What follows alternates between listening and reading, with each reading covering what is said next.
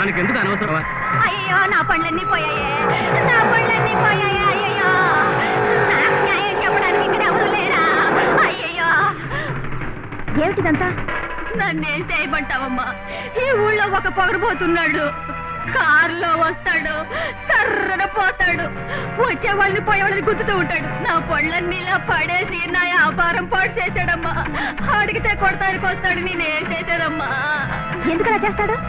వాడికి డబ్బుందని గర్వం అమ్మా. అలాగా?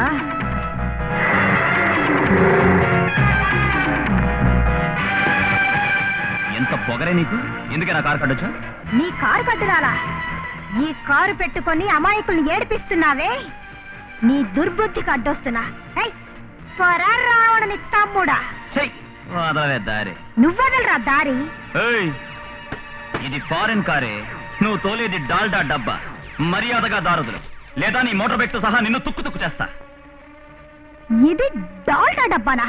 రే తగరం డబ్బా, నా బండిని నీ ఫారిన్ బండికేసి గుద్దించాను, నీ బండి దండని ఫారెన్ లో పడుతుంది. బెదిరిస్తున్నావా? తగరం డబ్బా. ఉండవే.